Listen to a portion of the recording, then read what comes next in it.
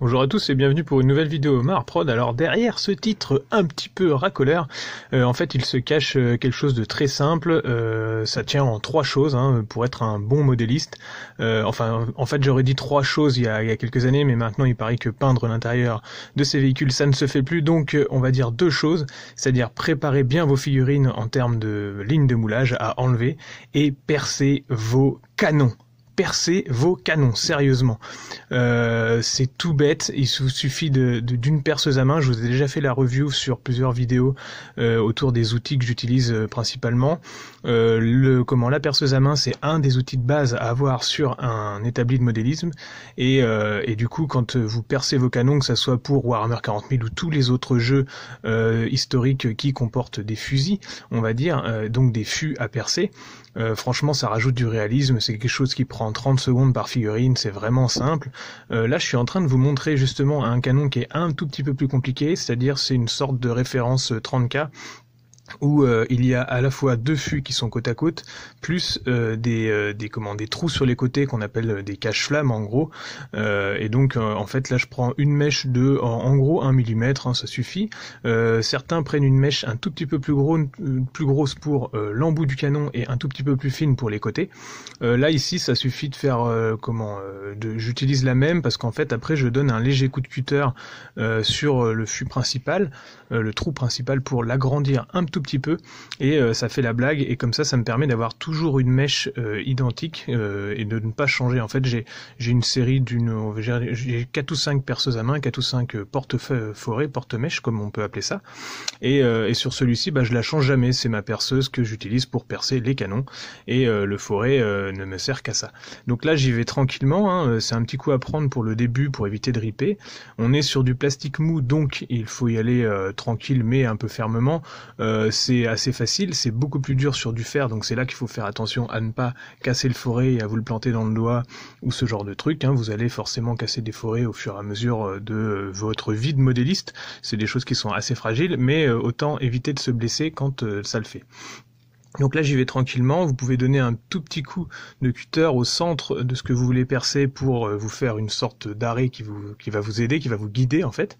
Et puis après j'y vais tranquillement, j'ai commencé par le fût principal et puis après je traverse les fûts sur les côtés. Et en fait j'y vais d'un coup pour relier les deux. Si c'est bien collé, si c'est bien en face, normalement il n'y a pas de souci. Si vous avez peur que ça loupe, et en fait vous faites une première partie d'un côté et puis ensuite vous entamez avec l'autre. Et du coup vous allez rejoindre à peu près au centre. Là c'est ce que je fais.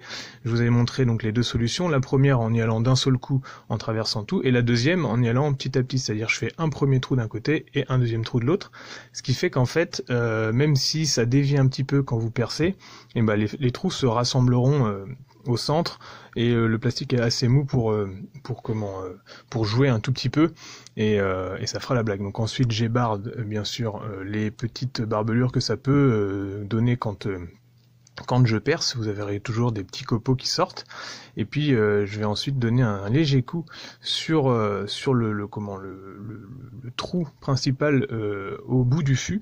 En fait je donne un angle à 45 avec mon cutter, et puis je coupe.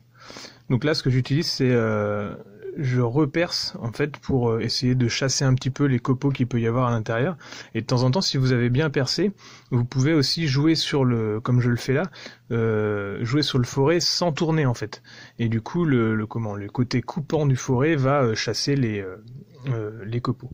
Et là donc vous voyez c'est avec la pointe d'un cutter. Donc là je suis sur une lame scalpel très très pointue. Je fais une petite coup au centre du trou pour en gros donner un petit angle sur ce truc là. Alors ça demande un petit coup, un petit doigté, mais j'aime bien faire ça en fin de processus. Donc voilà, j'espère que cette petite vidéo vous aura plu. Honnêtement c'est vraiment quelque chose qui prend 5 minutes à faire sur l'ensemble de vos figurines, on va dire, je sais pas moi, 10, 15, 20 secondes par figurine au maximum. Bon là j'avais 3-4 trous à faire, donc ça prenait un tout petit peu plus de temps. Faites-le vraiment.